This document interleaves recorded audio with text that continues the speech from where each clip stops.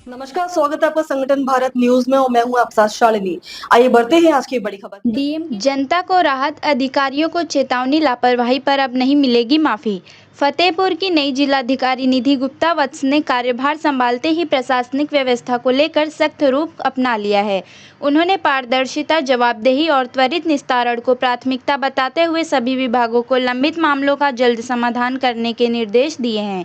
DM ने कहा कि शिकायतों का निस्तारण सिर्फ औपचारिक न हो बल्कि शिकायतकर्ता की संतुष्टि भी सुनिश्चित की जाए।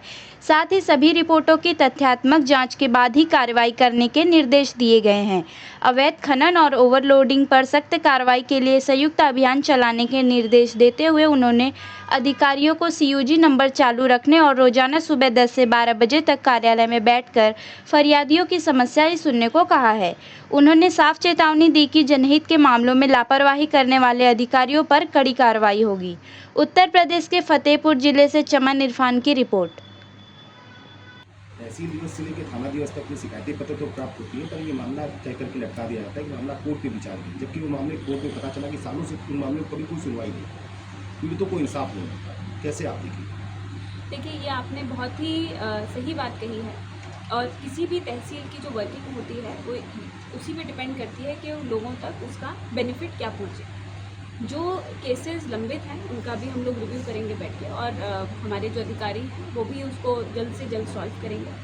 और बहुत सारे ऐसे आदेश होते हैं जो हमारी कोर्ट से हो जाते हैं परंतु उनका इम्प्लीमेंटेशन एग्जीक्यूशन नहीं हो पाता, तो उस पर भी एक बार रिव्यू करेंगे, अधिकारियों से चर्चा करके उसको भी इम्प्लीमेंट करेंगे।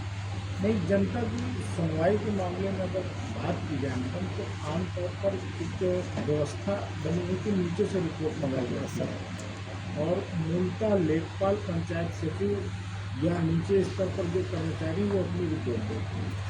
होता ये है कि वो रिपोर्ट सही है कि गलत है, उसका सत्यापन जिले स्तर पर अगर क्रॉस चेकिंग होने लगे तो ये बात एक कंफर्म हो जाए कि जो रिपोर्ट आ रही है वो सही आ रही है, क्योंकि मूलतः जो शिकायत होती है वो बार बार वही शिकायत उलट पुलट के होती रहती है।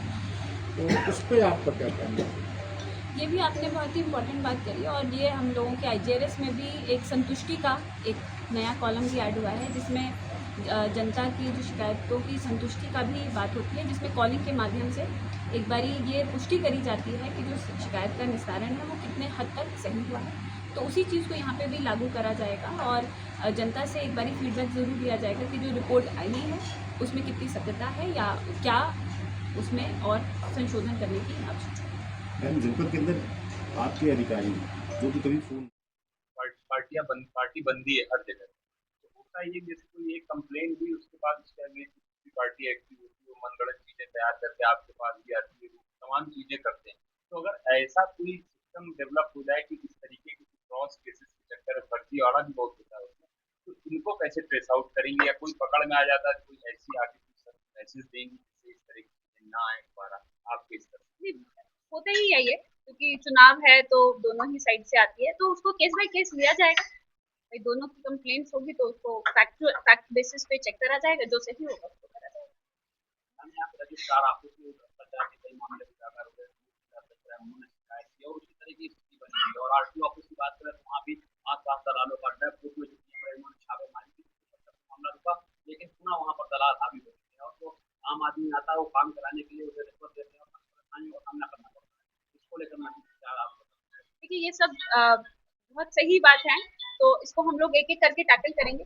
अभी तो पहला दिन है, एक बार यहाँ का कलेक्ट्रेट देख लें, तहसील देख लें, ऑफिसर्स देख लें, फिर उस पर कमेंट करना ज्यादा सही रहेगा।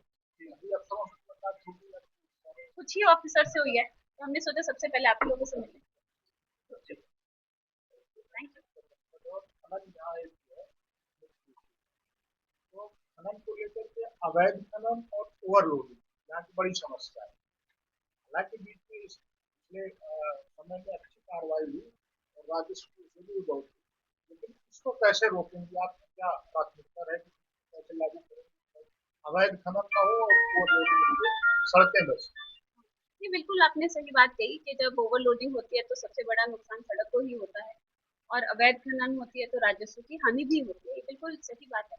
तो इसको आज अभी बुला करके पहले समझ लेते हैं यहाँ पे क्या व्यवस्था है, क्या पट्टे हैं, क्या कितना अमाउंट के हैं, फिर उसके बाद इस पे आगे की कार्रवाई अमल में ली जाएगी। मैम, यहाँ तमाम ग्राम पंचायतों में भ्रष्टाचार के मामले उजागर हुए और ऐसी कई ग्राम पंचायत को लेकर बिल्कुल आप सही कह रहे हैं। पंचायतें भी एक हमारा एक अभिन्न अंग है और इनमें भी जो पेंडेंसी है उसको हम लोग जल्द से जल्द निस्तारित भी करेंगे। और इसमें मैं चाहूंगी कि आप लोगों का भी सहयोग हमारे साथ रहे, क्योंकि आप लोग बहुत सारे विभिन्न प्रकार के लोगों से मिलते हैं, विभिन्न सूचनाएं आपके पास रहती हैं, तो आप लोगों के माध्यम से भी हमें काफी जानकारी मिलती है, तो हम लोग इसको करें। बहुत तब तक के लिए बस इतना ही, फिर होगी आपसे मुलाकात। तब तक के लिए नमस्कार और देखते रहिए संगठन भारत न्यूज। ऐसे ही लेटेस्ट अपडेट पाने के लिए हमारे चैनल को सब्सक्राइब करें और तुरंत नोटिफिकेशन पाने के लिए बेल आइकन दबाना न भूलें। यदि आप हमें फेसबुक या इंस्टा के माध्यम से देख रहे हैं तो हमारे पेज को फॉलो जरूर करें। धन्यवाद।